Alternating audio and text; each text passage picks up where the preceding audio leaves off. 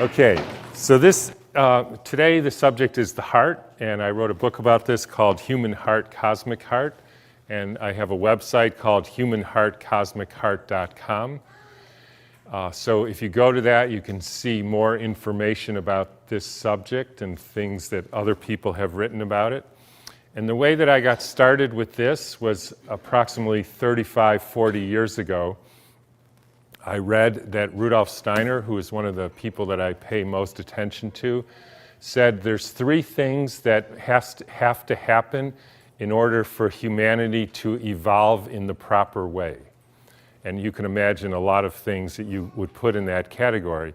But the three things that he said were, number one, that people stop working for money. Of course, none of us work for money anymore. The second one was that people think there's a difference between sensory and motor nerves, which is a very obscure thing, which I'm not going to deal with. And the third thing was that people think the heart is a pump. Of course, everybody thinks the heart is a pump.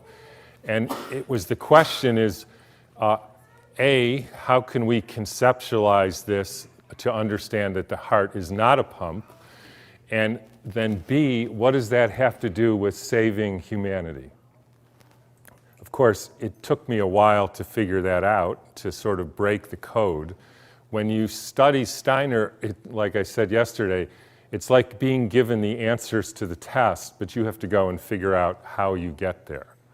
So after 30 years or so of trying to investigate how and why the heart is not a pump, then I think you can see why it changes everything. So that's the subject of today. Now, if you go to the website, you will see a couple articles. One is by a mechanical engineer named Ralph Marinelli, who wrote a book called an article called "The Heart Is Not a Pump." So that's a mechanical engineering.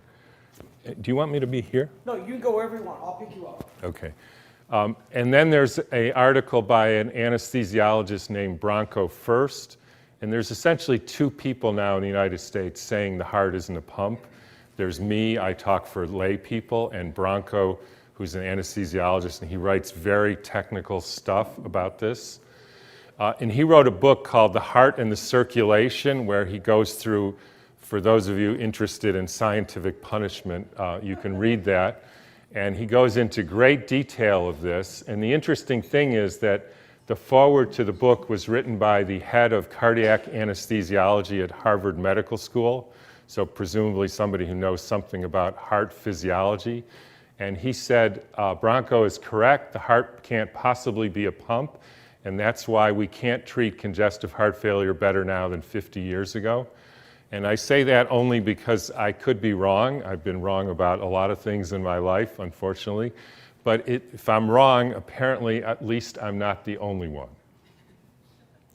So if you look at this, and this is my technological diagram of this, what you can try to imagine this with me. So you have a heart, and then you have artery coming out of the heart, and then the arteries go down to the capillaries, and then they coalesce back into veins and bring the blood back to the heart. Now, I made a mistake in the book because I said that the person who said that the heart is a pump originally was a guy named William Harvey, who's considered the father of modern cardiology. But it turns out he didn't. He said that the circulation is a circuit. Heart, arteries, capillaries, veins, back to the heart. Just as an esoteric side note, the name of the arteries comes from the root word for Mars, and the name for veins comes from the root word Venus. So the heart is inserted between Mars and Venus in esoteric thought. So when you look at this as a circuit, and the first person who said that the heart is a pump was a guy who I'm sure most of you have heard of by the name of René Descartes, who said from now on we have to conceptualize everything that happens in living systems based on the laws of mechanics, that there are no other principles at work, And nowadays, you're only allowed to speak of mechanics and physical substance. And that all started with Descartes, who said the heart is a mechanical pump, and that's it. So when you look at this, interestingly, if you do a flow diagram and look at the velocity, the speed of movement of the blood is fastest here, right before it enters the heart. And it's actually approximately the same as the speed of the movement of the blood after it exits the heart. So the blood coming into the heart is moving very fast, and then it goes through the lungs and back to the heart, and the blood exiting the heart is also moving very fast. But the heart doesn't speed up the movement of the blood. So the first question you should ask yourself, if the heart doesn't make the blood go faster, what did it do to the blood? Now, when you continue on this, you see that the blood starts moving slower and slower and slower until it gets to the tissue level where there's capillaries. Now, the other fact to know about this is essentially one big artery and one big vein. And so imagine this is a river, and then it flows and starts making tributaries, and then it opens up into a pond or a wetland. And as you can imagine, it goes slower and slower and slower until it gets to the wetland and then essentially stops, right? Because anyways, it has to offload oxygen and food and pick up waste products and carbon dioxide. So it can't be whizzing through the capillaries. And then it starts coalescing, like a wetland coalescing into one central vein, and just that compression of the fluid from a wetland into a tube makes it go faster and faster as it gets up to the heart. You see that? So fastest stops here.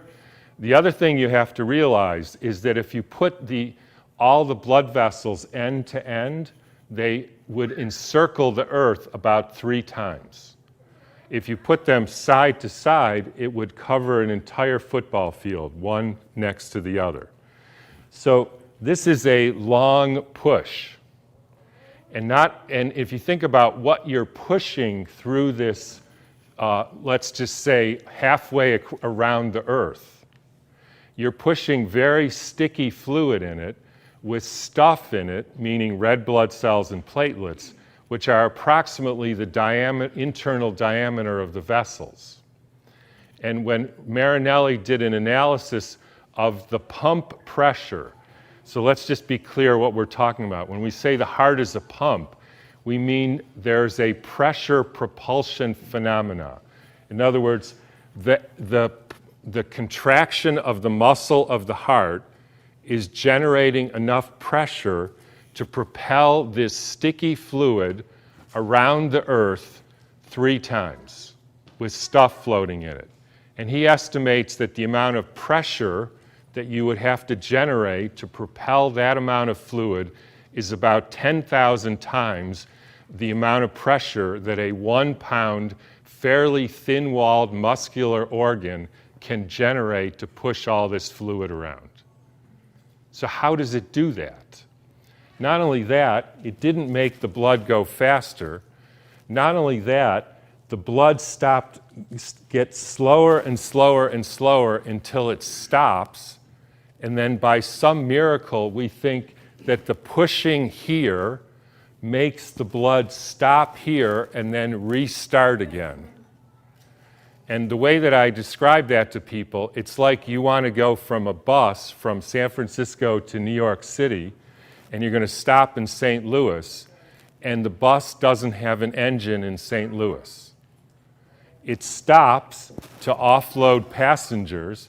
How is it going to get going again to go back up to the heart? Because anyways, any farmer or person wants to move fluid would, by definition, put the pump where the fluid has stopped, not at the top of the hill when the fluid is going to go slower and slower and slower. You don't need a pump there. Is that clear? Now, unfortunately, it gets worse, if that isn't bad enough. If you look at the outflow tube to the heart, so again, the theory in conventional science and medicine, this 1 pound organ, which when I say thin wall, some of the walls of the left ventricle, the final outflow, are fairly thick, like this thick, and some of the walls are about 1 to 2 muscle layers thick, which means you can stick your finger right through it. Interestingly, the part that's opposite the outflow tube is about 1 to 2 layers thick. Nobody would design a pump like that. But if you look at the outflow tube to the left ventricle, it's called the aortic arch. And when I was in medical school, I had a job being an assistant at cardiac cath lab. So we put the dye in, we watched the dye go through the heart. And what you see is, so left ventricle goes like this, the dye comes out, the blood comes out, it goes up the arch and then down to the rest of the body. Now there is a place where it goes up to the head through the subclavian artery. But interestingly, when you look at the anatomy, see if you can picture this, so you get this so-called pump, push, then the blood goes up, and then it goes down, and then it goes up to the heart. And when I first saw that, I said, that is a horrible design flaw. Why would you have the blood going up, and then down, and then back up? That's ridiculous. And not only that, but during systole, when there's so-called maximum pumping, so relax, contract, so-called pump, the aortic arch bends in instead of straightens out. Now, here's what I mean by that. Imagine you took a flexible garden hose and you put it on a spigot outside your house, and it's shaped like this. And you turned it off, that's diastole, and the arch was like this. And then you turned it on full blast, because you better turn it on pretty hard if you're going to pump this blood all the way around the earth. What would happen to this flexible garden hose if it could move? It would straighten, right? That's what would happen. Do you know what happens to the aortic arch during maximum systole? It bends in. And I remember I asked them, dear cardiologist, why does that bend in? That makes no sense. And he just said, because it does.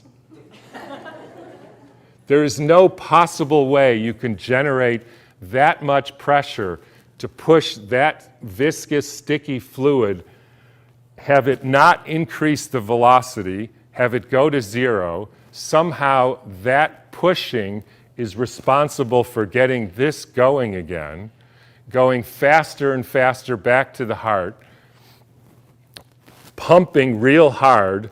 The flexible tube bends in as if it's being suctioned, and we call that a pump. So I went from the idea of, I wonder if this is true, to I can't believe anybody believes this. This is nuts. There's other things, but I only have 40 minutes, so I don't have time to go into that. But those are the main highlights of how this cannot be a pump.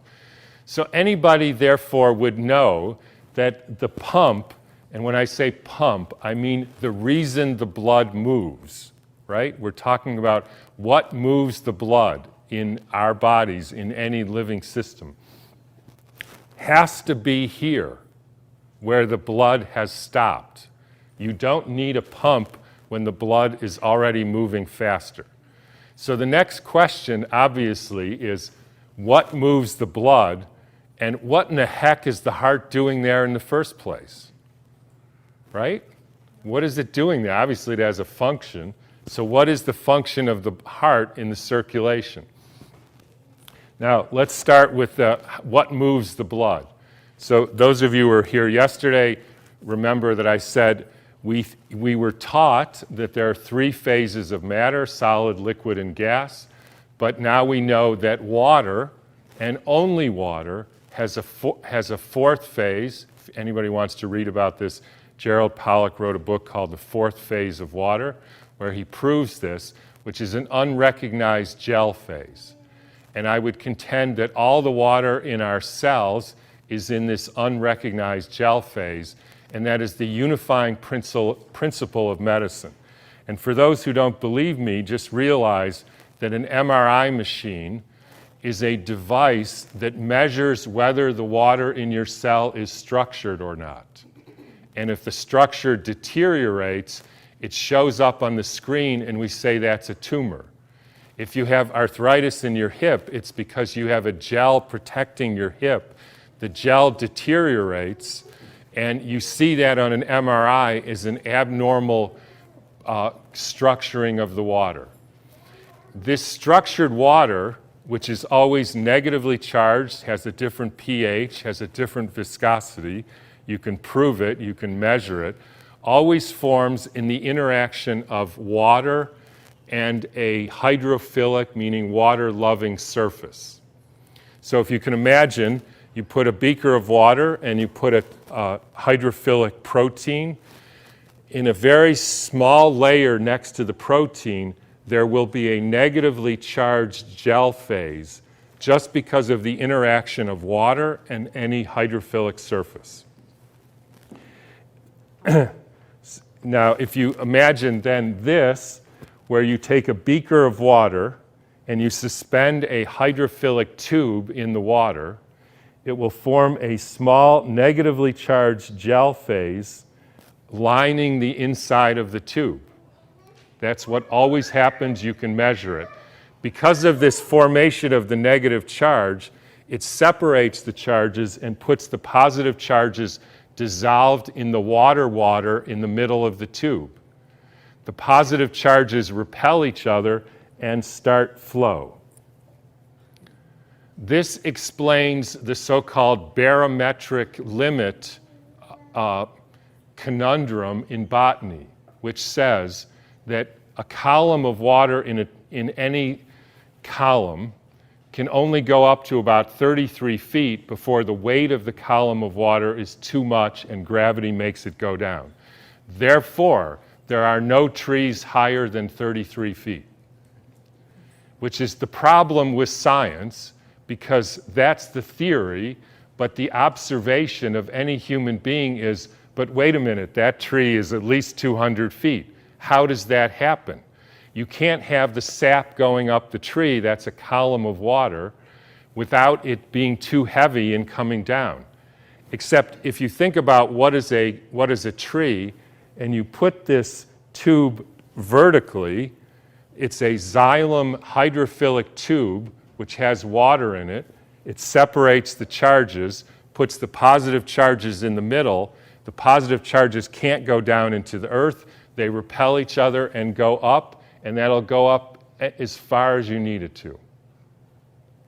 So this system allows you to understand a capillary is a hydrophilic tube which, with no other energy except what I'll say in a minute required, separates the charges, creates a negative gel phase, which, by the way, protects the vessel.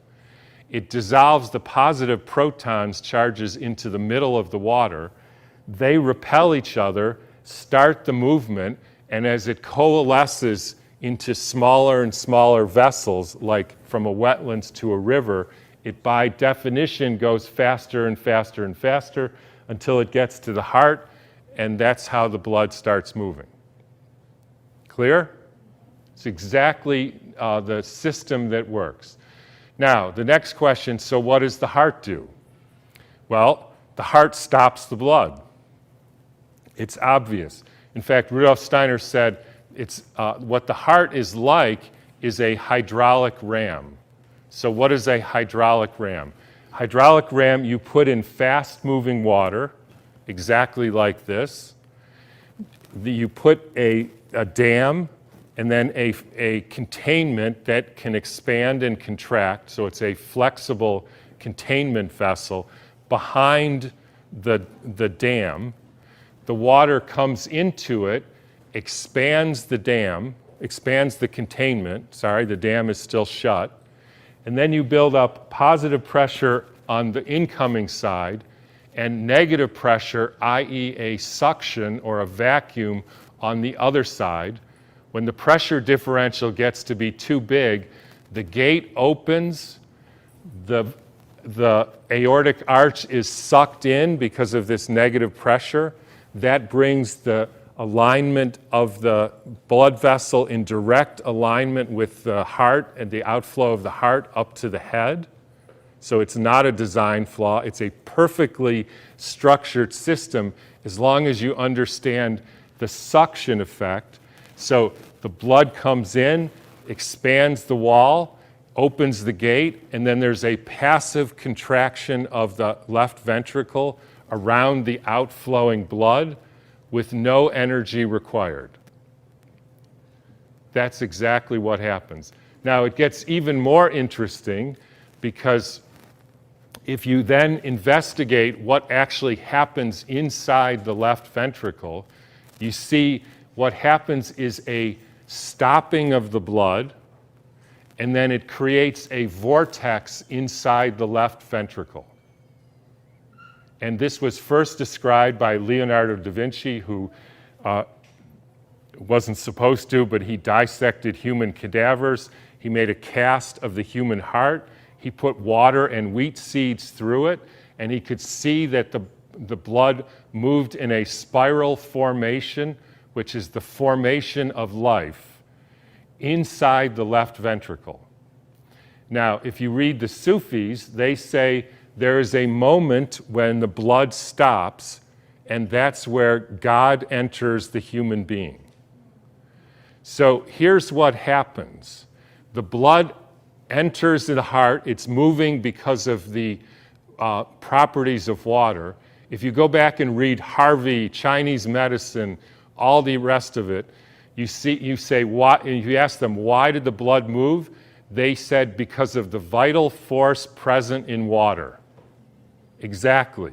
The vital force present in water, I'll describe that in a minute, moves the blood, it comes to the heart stops the blood, the heart creates an internal vortex, which is always the pattern that nature uses to bring energetic fields into and structure physical substance.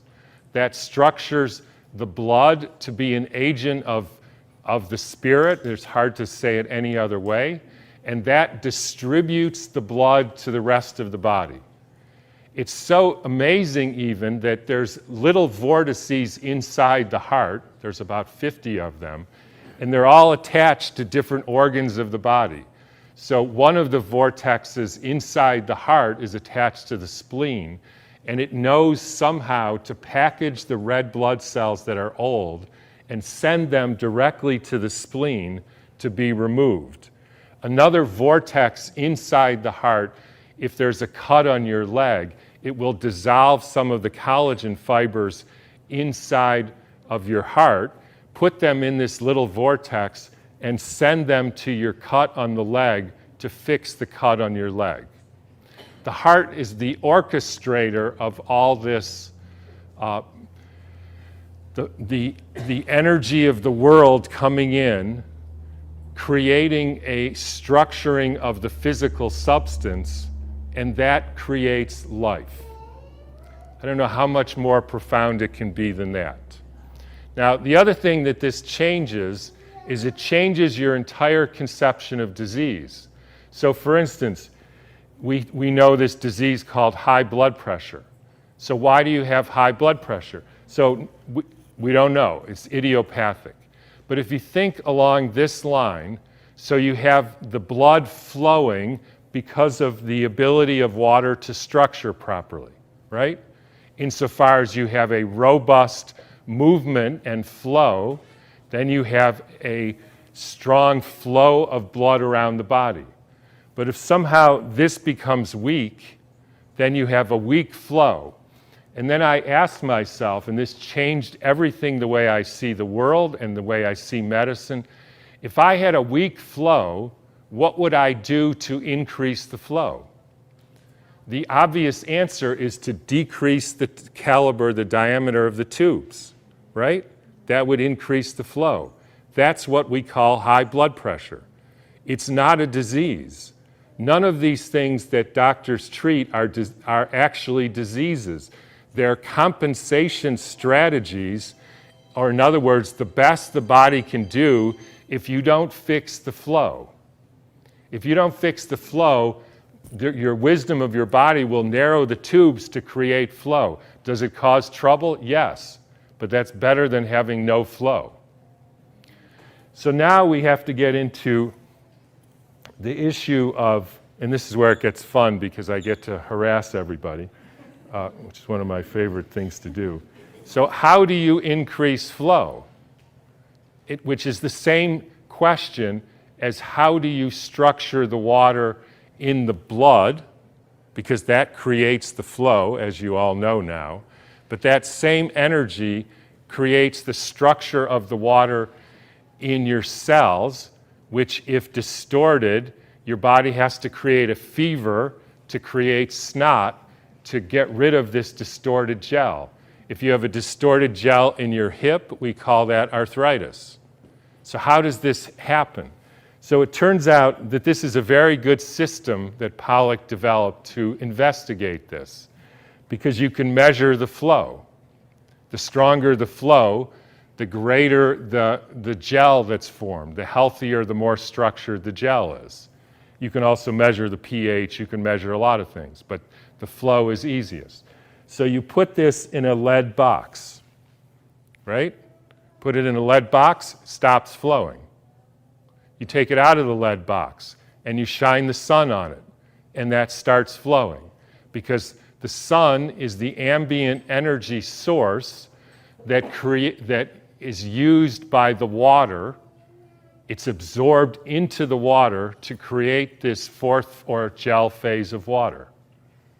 You can put this out of the lead box and put it on the earth, and that will increase the flow, because there's an electromagnetic field from the earth which is absorbed by the water, which increases the structure of the water, which increases flow, which creates health.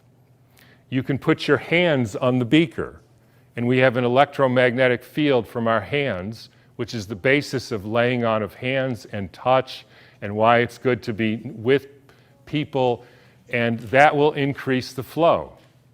You can put your dog next to it, at least most dogs, and that will increase the flow.